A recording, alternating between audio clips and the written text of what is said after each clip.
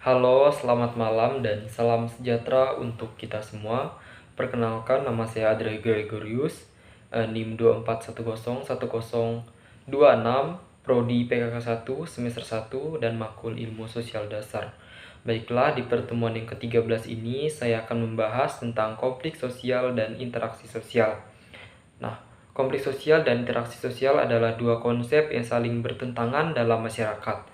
Konflik sosial merajuk pada ketegangan atau pertikaian antara individu atau kelompok, sementara interaksi sosial adalah proses penyatuan berbagai elemen masyarakat untuk menciptakan harmoni dan kohesi.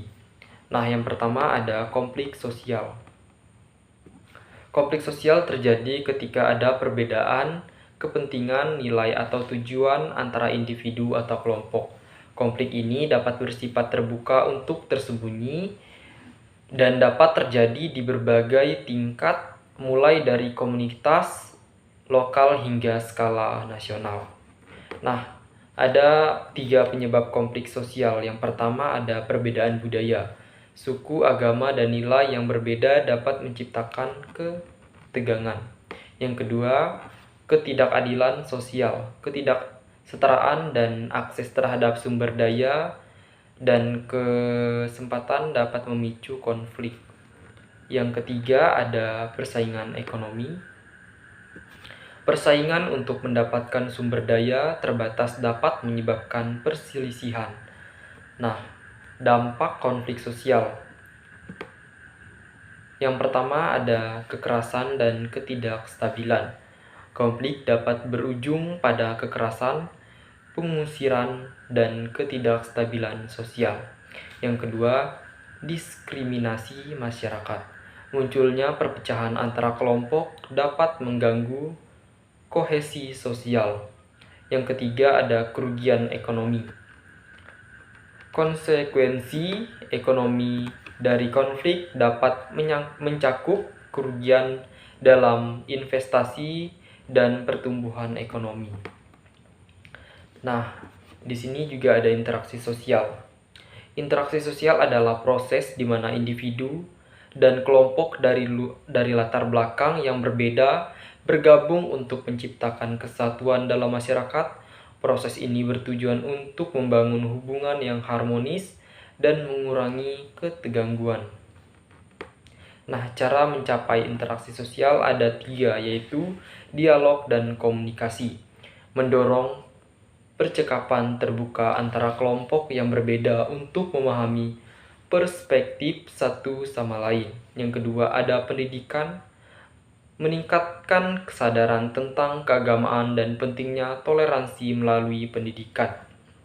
Yang ketiga ada kegiatan bersama, mengorganisir kegiatan yang melibatkan berbagai kelompok untuk membangun ikatan sosial.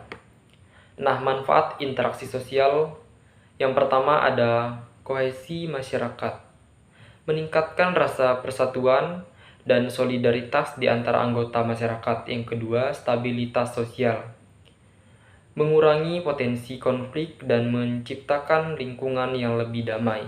Yang ketiga ada pembangunan ekonomi. Masyarakat yang terintegrasi cenderung lebih produktif dan inovatif.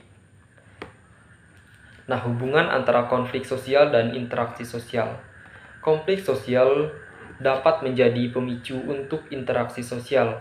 Ketika masyarakat menghadapi ketegangan, ada potensi untuk dialog dan kolaborasi yang dapat memperkuat hubungan antara kelompok.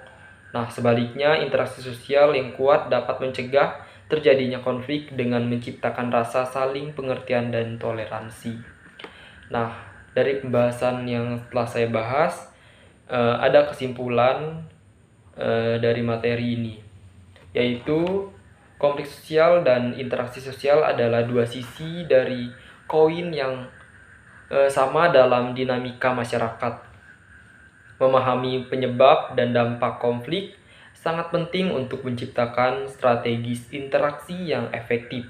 Dengan pendekatan yang tepat, masyarakat dapat mengurangi konflik dan membangun komunitas yang lebih harmonis dan berkelanjutan.